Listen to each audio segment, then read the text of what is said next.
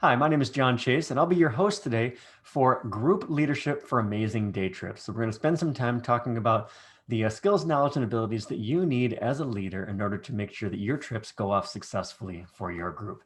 So with that in mind, we're going to focus on three separate areas. And the first of those areas that we're going to take a look at is what makes a good leader. From there, we're going to transition into setting expectations, and then we're going to spend the majority of our time on assessing and managing risk. So with that in mind, let's take a look at what we're not going to cover. And I want to make sure that we set everybody's expectations appropriately. Fair enough. So we're going to make sure, or we're going to make the assumption that you've got the hard skills that you need in order to lead the group. So we're going to first take paddling fundamentals off the table. We're going to assume that you are a functional, competent paddler and that you've got the skills that you need in order to lead the group successfully. So you don't have to worry about your paddling skills. You can focus on the rest of the group. We're also going to make the assumption that you have the required first aid skills and CPR skills to support the group, as well as the appropriate repair skills. So you can not only repair people, but you can also repair boats if necessary.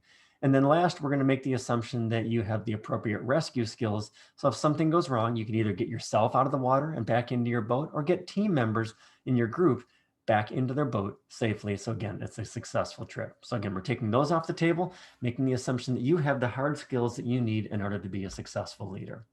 So with that in mind, let's jump into our first topic, and that's what makes a good leader. And the word cloud that you see here is the result of the answers to this question when I've asked this question in a number of other leadership programs. And one thing that you'll see is all these different words that show up here. These are all the answers that people have provided to the question, what makes a good leader? But one thing really stands out as you look at this and you look through the words, you'll see that 90% of the words that show up in that word cloud all relate back to one category. And that one category is communication. So our communication skills are absolutely key, and our ability to communicate both before, during, and after the program are the key to success. All right, so with that in mind, we'll talk about setting expectations, and communication comes in very clear with that. So setting expectations begins well before you get to the water's edge, and that begins with announcing your trip to your group. And specifically, who can go on the trip, who's going to go on the trip, who's going to lead the trip, what are we doing on the trip, when are we going, where are we going, and then what are the non-negotiables that you have. And the clearer you can lay that information out ahead of time, the less questions you'll have later on down the line. So I'll give you an example of a trip announcement that I put together for a St. Patrick's Day Chicago River Paddle a couple years back here. And you'll see that we've included a number of things in here. So the who, so I'm leading this particular trip. And then under the details section, this trip is for advanced paddlers in a fun yet challenging environment. So it kind of sets the expectation in terms of who is able to go on this trip. When we're doing this March 16th, we're doing it at 9 a.m. You'll see that up there in the top corner, and we expect to be done by 3 p.m. And we're going to paddle the Chicago River South Branch. Now, we start to give details in the body of this, and the details give the where we're going to meet and that sort of thing. Although in this particular one, I didn't give the exact location because that can change, and I'll follow that up with an email to the participants. And one of the reasons that I didn't put the exact location in here is that anybody and everybody might be able to read this, but I want to make sure that only the people who are registered and are considered qualified to go on the trip based on agreeing to all the non-negotiables are actually aware of where our exact location is. So we'll put that in, we'll get that information to them in another email later. But as you get into the second paragraph, you'll see that this is a cold water trip with few accessible bailout options. There's no opportunity to exit the boat to the shore during the trip, and for their safety, all the participants must wear a dry suit. So one of my non-negotiables in this is that everybody must wear a dry suit. As you get into the third paragraph, you'll see that all boats have to have adequate flotation, and I describe what boats can and what boats cannot come on the trip. So we give all that information in advance. We set that expectation so we know who is going to be allowed to go on the trip and who's not going to be allowed to go on the trip. And then, like I said, I'll follow up with that with an email afterwards, and then we'll take that a step further. So once everybody arrives at the trip, they get to the water's edge, and we're going to go through a process of really going through everything that's in that email again. And as people are getting ready, I'm monitoring, seeing what they're bringing out, making sure that they're dressed appropriately, making sure that the boats meet the expectations that I've laid out for everybody. And if something doesn't, I'll pull that person aside and we'll have a conversation about making sure that we can match the expectations that are there. So once we get to the water's edge, then it's reinforcing those messages with everybody there. And first showing that we've got a plan, that we've identified what that plan was. And a professional has a plan, but a professional also knows that one of the keys is to have a plan, but to be flexible with that plan should things change. To be confident, but not overly confident. So you need to be confident in your skills, knowledge, and abilities and what you're doing. You need to be confident enough to tell somebody that they aren't going to be able to go on that trip, and then tell them why as well. But that confidence can go two ways. We want to make sure that we're not overconfident and that we aren't overextending our abilities or overextending the abilities of somebody else in the group. Nor are we so confident in our abilities and the rest of the group's abilities and overconfident in those abilities for that matter, that we're violating our plan. We need to make sure that we know this is the limit that we'll go to. And if it gets to this point, we are turning around and going back and having the conviction to be able to do that.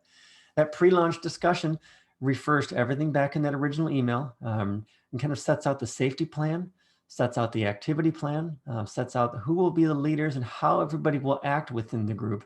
And then again, remind everybody those non-negotiables. So we've done that well ahead of time through the trip announcement. We've done that through emails going out to the participants prior to the trip. And then we've also done that by setting the expectations at the water's edge with everybody. Now that we've gotten to that point, we're going to start to take a look at the risks. And there's a number of steps that we go through when we're managing risk. And the first of those is to identify what that risk is. Right? The second is to assess both the likelihood of that risk and the severity of the impact of that risk. So let's play with those two, for example. One risk is that a meteor could strike us at any moment. So certainly while that is a risk, we move on to the second step, which is assessment. What's the likelihood of that risk? So the likelihood is very low. Since it's very low, that's something that I'd most likely be willing to move to the next step on. But I also have to think about the severity of that risk. So the likelihood of a meteor strike is low. The severity would be very high. So I have to balance with just how low is that risk relative to that severity. In this case, I think that the risk is low enough that it would occur, even despite the severity of the impact, so I'm willing to go forward. So there's my identification. What is the risk? My next is my assessment. How great is that risk? All right. Third is control. Once we've figured out what that risk is, we've assessed if we're going to move forward with that risk, we then need to figure out what will we need to do to control that risk. So how do we mitigate that risk? Is that something that we can take on? And do we just alter our plan a little bit in order to manage that risk, in order to control that risk? Or do we set a limit? And if it gets to a certain point, then we turn around and we go back, and that reduces the impact of the risk as well. So once we've gone through those three stages, our last is to continue to monitor the risk. Is the risk changing? Are there continual things that we need to worry about with that? So again, let's go back to that whole cycle. So let's say we've got a sunny August day. We're out on Lake Michigan. The risks are that that the sun is going to be too hot and that people are going to overheat. So the assessment is, what's the likelihood of that risk? The likelihood is that it's possible. It's very possible. And the severity could be a limiter to the trip. So we have to manage that. We have to make sure that we can control that. So what can we do to control that? Well, we can make sure that everybody has a hat. We can make sure that everybody has sunscreen. We can make sure that everybody has enough water, and that we bring extra water in case somebody runs low on water. So those are things that we can do to not only identify, assess, and then control the risk. And then we can also have scheduled water breaks throughout the trip to make sure that everybody's drinking water and keeping properly hydrated. And then the fourth is the monitoring, continuing to watch our folks on the trip, making sure that they're still doing well, making sure that someone isn't looking like they're ending up with heat exhaustion or anything of that type. So managing that risk is a multi-step process. So I borrowed this bullseye diagram from my friends Sharon and Alec at Have Kayaks Will Travel. And I've modified it just a little bit to use 4 different categories. And for our risk assessment, we're going to take a look at 4 categories and make sure that we understand each of these categories and the risks that each of them pose. So group, gear, environment conditions, or GGEC, is what I'm going to use. So for my group, what I'm thinking about there is a number of things. So in assessing the risk for this, I need to think about who's the leadership of the group. And you know, if I'm the leader, I need to know, do I have a second within the group? What are the expectations of the people in the group? And what are the expectations of me? What are the expectations of them for the trip? What's the familiarity of the people on the trip? Meaning how familiar are they with each other? And if they're familiar with each other and they've paddled with each other quite often, that can be both a benefit and it can be a detriment. So it can be a benefit to the point where they're very comfortable with each other and they get along very well. It can be a detriment in that they're so familiar with each other and they've paddled so many times with each other that they may sometimes be a little lax in their safety protocol, that they may not opt to check somebody's PFD thinking that that person knows what they're doing. So I'm not going to check their PFD for them and make sure that they've buckled it and zipped it properly. They may fail to check someone's hatch covers and make sure that their hatch covers are closed because they figured that person's skilled and experienced and I paddle with them all the time. So I don't need to do that for them. So we want to make sure that we aren't violating any of our safety protocols just because of the familiarity we have with the people. The next step is the dynamic. We need to think about what's the dynamic between the individuals in the group. Do they all get along well? Have they met before? Do they not get along well? Are there circumstances where tensions could flare? Do we have a first-time couple of folks in a tandem boat that have never been in a tandem boat before and have never been in that boat together before, and they may end up being challenged by working in that boat? What are the skill levels of the group and how will that impact our abilities to move forward? Again, that's one of those things that we go through the process of setting that expectation, but sometimes someone slips through, so we need to make sure that we're monitoring that. And then what's the fitness of the group and how can that monitor and how will that change throughout the trip? And then what health concerns do we have?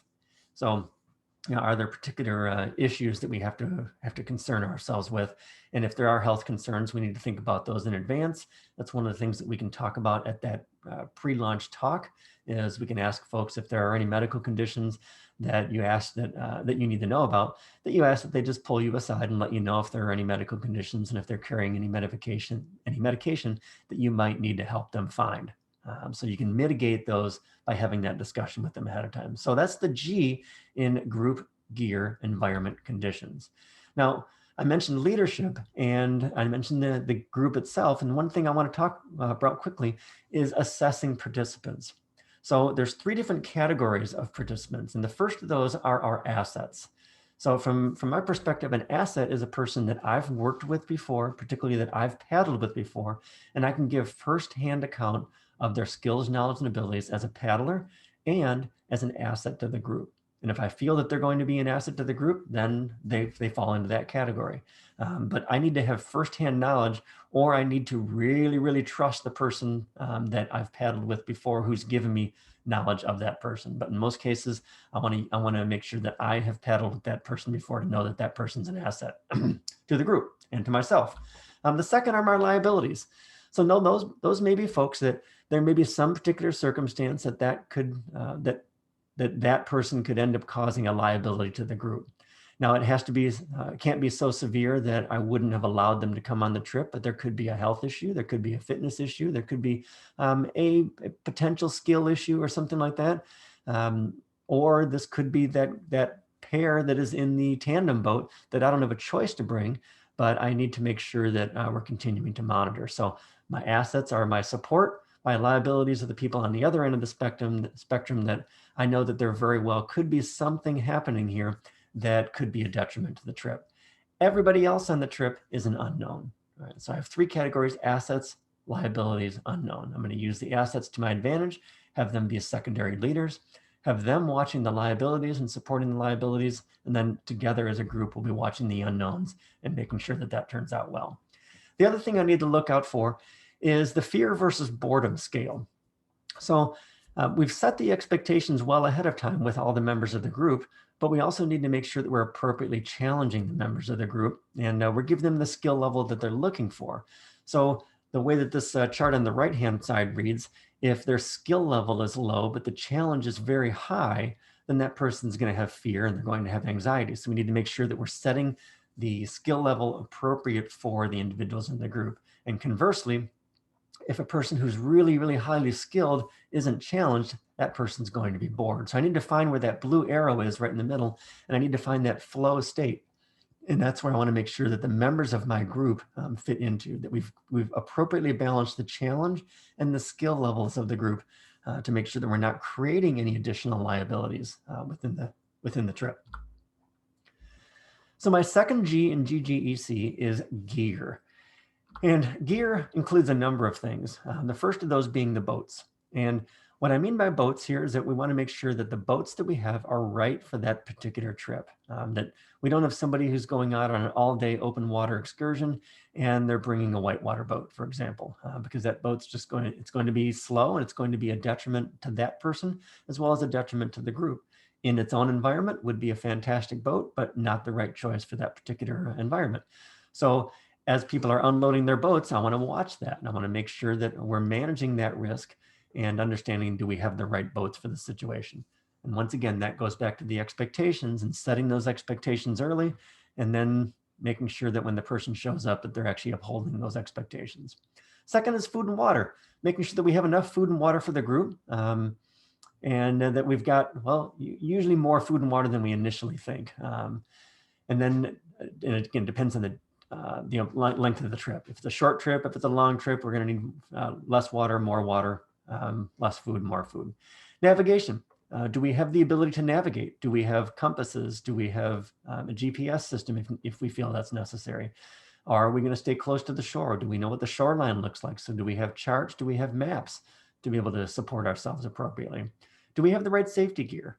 Does everybody have a PFD? Is it properly fit? Do they have other safety gear within that? So do they have their whistle on board? You'll see a number of pieces of gear that are in this pile here, and an awful lot of safety gear. So in addition to the PFD, we've got a strobe, we've got a GPS device, we've got a VHF radio, a personal locator beacon, we've got a knife, we've got a pump, helmet, hat, flares. That's probably backup clothing in that particular one. First aid kit, in this case, they've got a throw bag or a tow rope, and then again, that PFD. So do we have the right safety communication gear that we need? Do we also have the right clothing? And that's both yourself as well as the other members of the group. Do we have the right clothing for that environment? And are we dressed for immersion? And then do we have the right repair items? If something goes wrong, can we fix that out on the water, or can we pull off the water to take care of that? And then the last thing I'll often carry for gear is that I'm going to carry spare items. So I often carry spare gloves, spare hats, maybe a storm cag to cover someone if they're cold and there's a wind blowing across them, something of that type. So we're going to want to carry spares to be able to support our group as well. Our next item in the GGEC scale is environment. And environment really encompasses a number of things as well. So launch and landing being the first, I want to have an understanding of what the launch and landing are like, again, well ahead of time, so I can set the expectations with people. Are we launching from a dock? Are we launching from a sandy beach? Are we launching from a rocky beach? What's the situation that we've got? And then again, what is our landing as well? Is it dangerous to get up? Is it easy to get up? What case are we dealing with here? What are my bailout points along the way?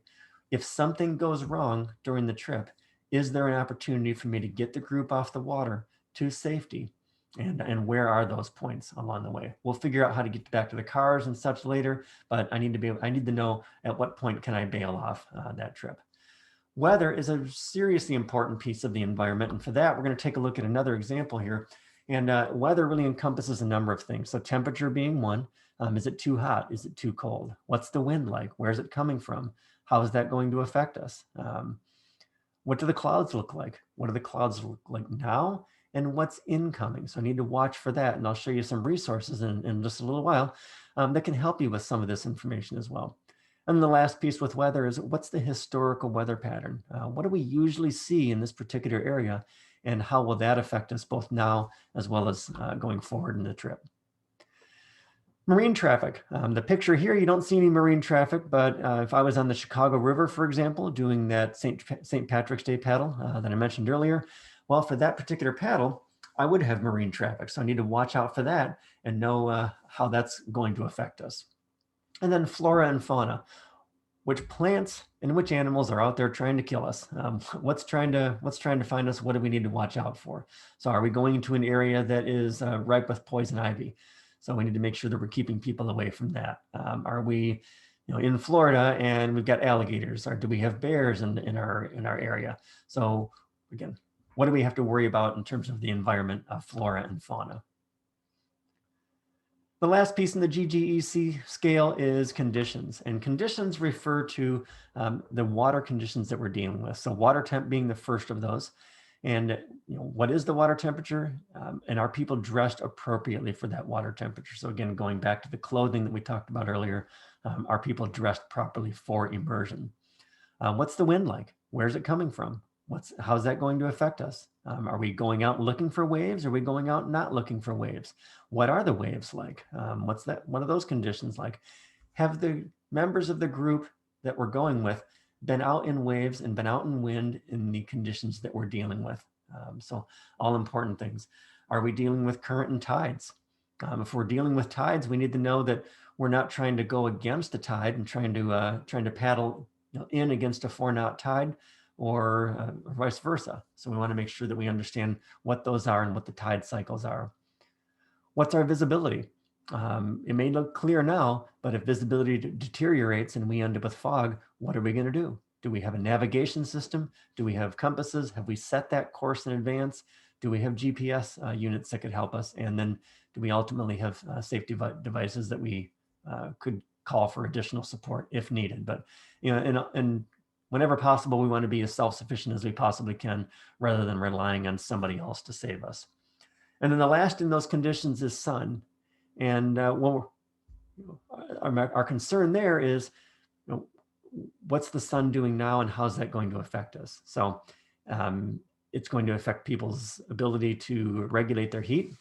If do we have enough water? Do we have enough food? Do we have enough shade for people?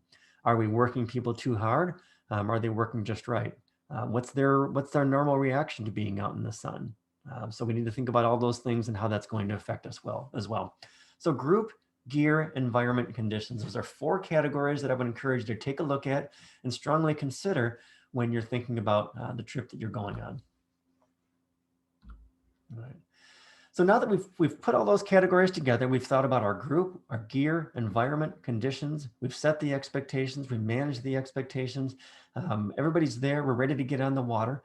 And for myself, the first thing that I'll do is I'll generally want to get to the location, or I put in location about a half hour before anybody else. I want to get my boat loaded or unloaded, want to get my gear set up, want to get all my pre-launch stuff done so I don't have to worry about myself when my guests get there. Then I can go through any waivers that I might need to go for my group. I can help the participants get their gear ready and get them loaded to the beach as well. All this with the mind of safety. Again, watching people's gear, making sure that they've got the right things.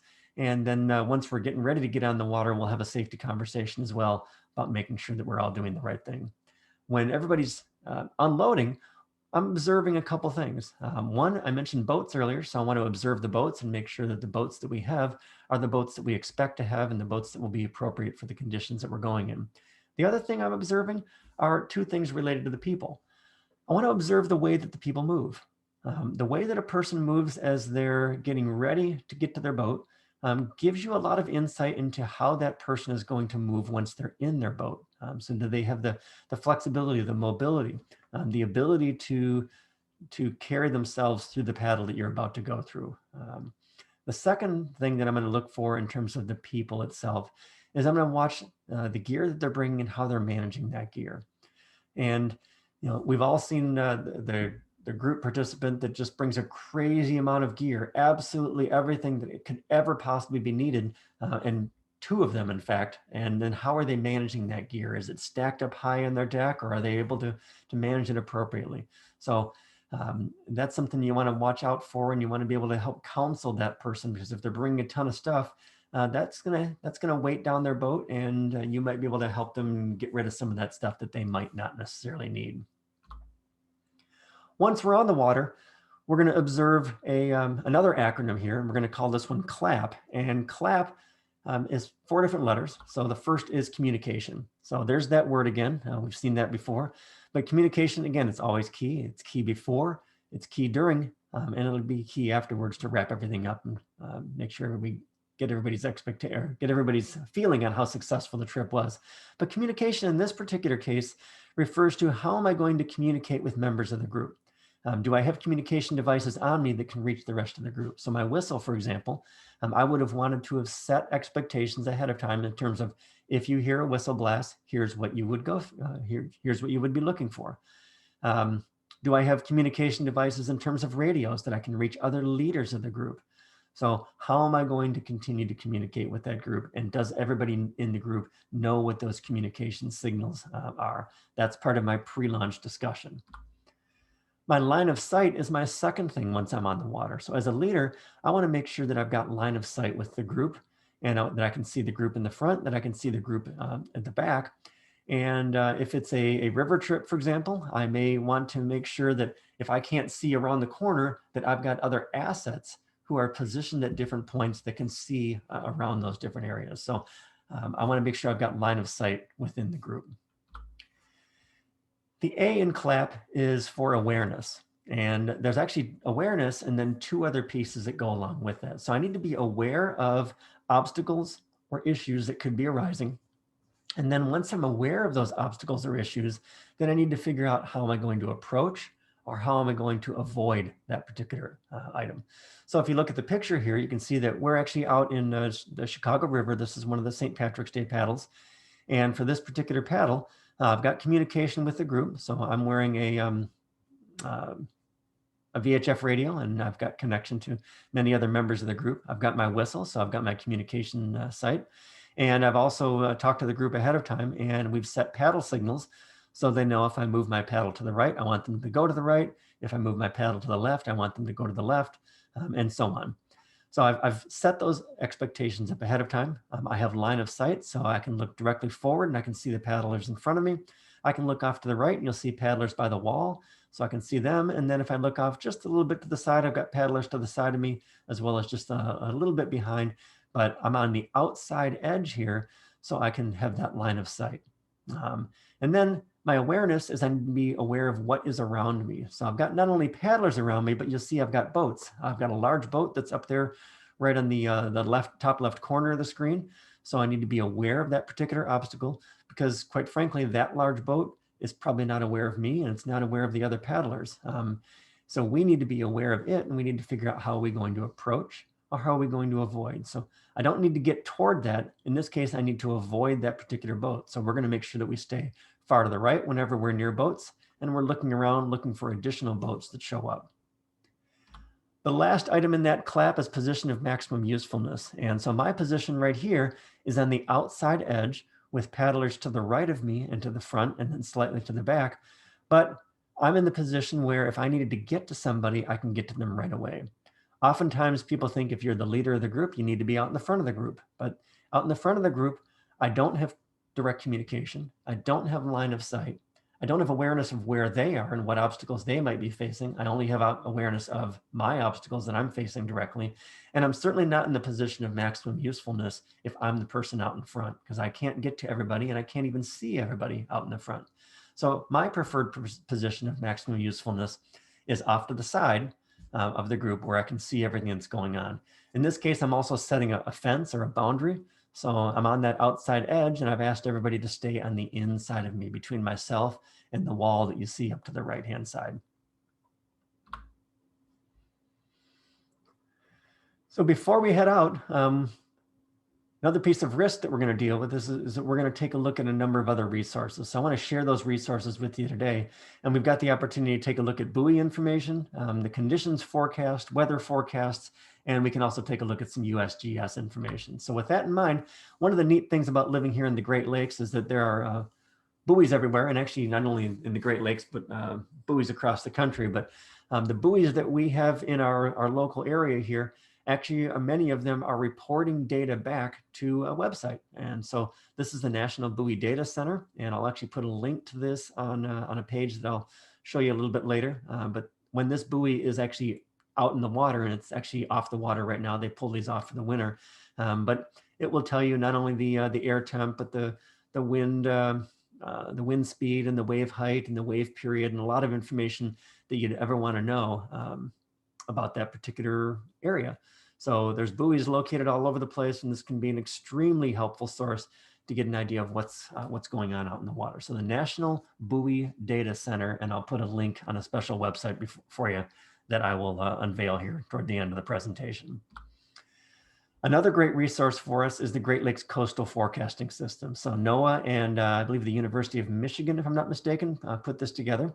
And this is an absolute treasure trove of information about the Great Lakes. And so this particular page is the wave height. And so this was the wave height on Saturday, February 13th at 6:26 p.m. And there's a scale there on the left-hand side that shows what all those colors mean. And the arrows show me the direction of the wind for this.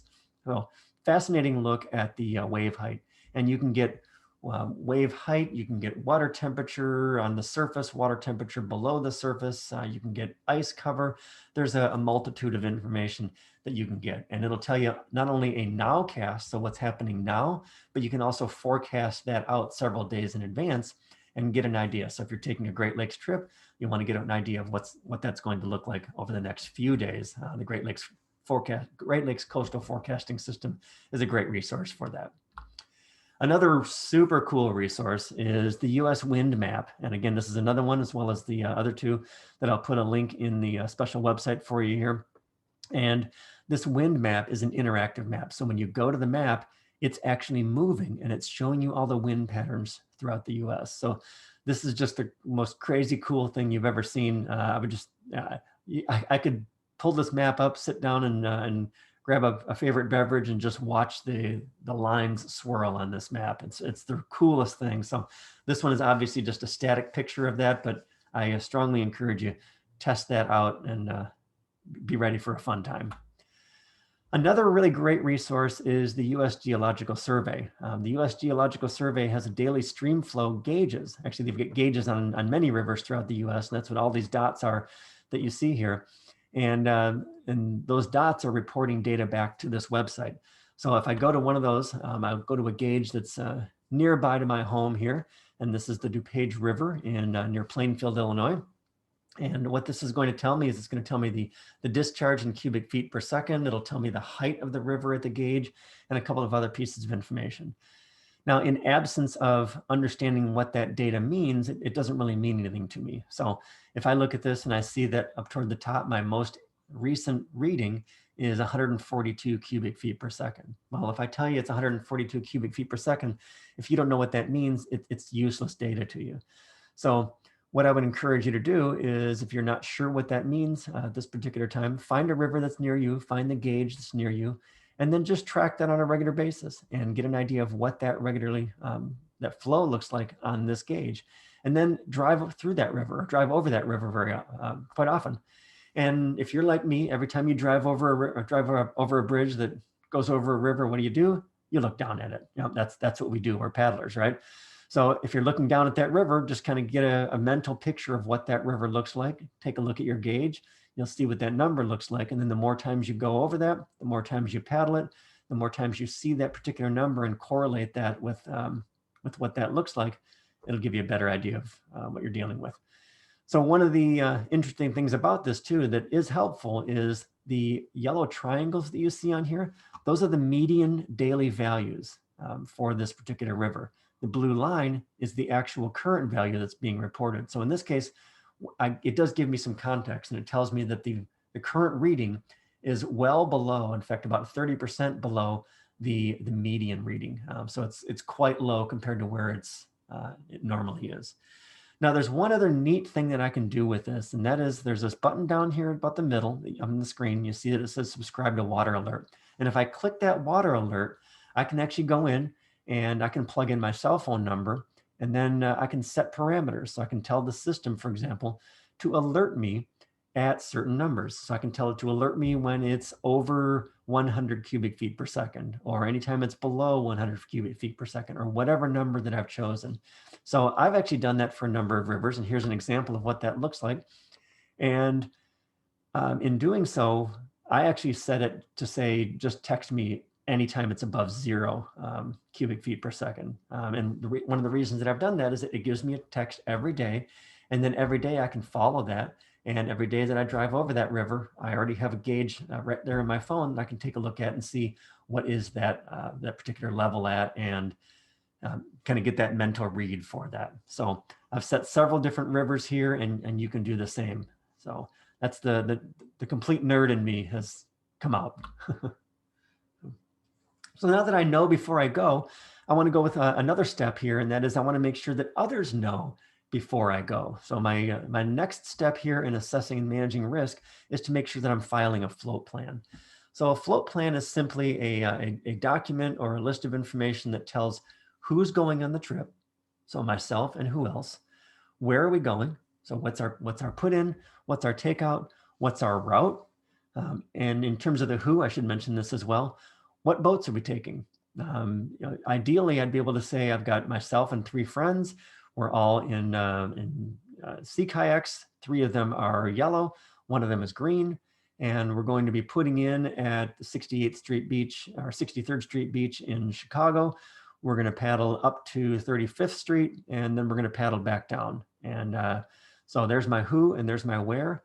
My estimated launch is when am I leaving and when do I expect to be back? And if I'm not back by that time, at what point do I want someone to notify the authorities? So I want to make sure that I've put that appropriate buffer in there for time delays, for whatever the case is. But if things are really, really going wrong, I want to make sure that I let whoever I leave this float plan with know what to do in the event that something's wrong. And then there's that last piece, which is what to do if you don't return or check in as scheduled. So do I want them to phone me? Do I want them to call somebody else? Do I want them to call the Coast Guard? What do I want that person to do? So my float plan is something that I'm just going to document. I'm going to give this to somebody who really cares about me, who wants to know that I'm going to be back, and now wants to make sure that I'm safe. So, in the event something does go wrong, there's another acronym that I'm going to give you here, and hopefully it's not so bad that it's not like the picture here where the helicopters are coming in, but I'm going to give you an acronym that is SAFER. And so SAFER stands, the S in SAFER stands for stop. So if something's gone wrong, don't just act immediately. You want to stop for a second. You want to assess the situation. You want to figure out what is it that has gone wrong, and get an understanding of the situation before we just rush into a situation. We can go really, really fast in the wrong direction, or we can stop, assess, and then formulate a plan. And now once we've got that once we have that plan formulated, we'll move to our next step, which is to execute that plan, and then make sure that plan goes well. And if that plan doesn't go well, or if it does go well, we're gonna reassess that plan and see, do we need to do something else? Do we need to take some additional action, or do we need to take some evasive action to correct what that didn't correct? So if something goes wrong, stop, assess the situation, formulate your plan, execute your plan, and then reassess the situation to make sure that it's getting better. And if not, return to the top, reassess, figure out a new plan. All right. So with that, I really hope you found this particular information valuable. This is group leadership for successful day trips or amazing day trips. I mentioned that a resource that I would put together for you, and that's the website that you see here, paddlingexercises.com/Canoecopia. So on that website, you'll find a link to a number of pieces of information about not only this presentation, but a few other presentations that I'm doing for Canoecopia, and then also some additional resources that could be of value for you. And one of those resources, while you're at paddlingexercises.com, completely shameless plug here, is the book Power to the Paddle. So that is a book that I've authored to provide you with some exercises to improve your canoe and kayak paddling. So you'll find not only the book there at paddlingexercises.com, but you'll also find a companion DVD showing the exercises from the book in action. And then one other resource that I'm going to point you to is the paddlingtheblue.com or Paddling the Blue website. And that's a kayak podcast that I manage. And that podcast is something that I use to share the stories of people doing fascinating things from the seat of a boat. So if you're interested in great stories from people doing amazing things from all around the world, this is the podcast for you. So I hope this has been valuable for you. I hope you found it helpful, and you'll go out and lead some amazing day trips. I've got my contact information here for you, so an email address and those 2 websites that I just pointed out just a moment ago. I hope you visit those. Again, I hope you found the information valuable, and I look forward to seeing you on the water.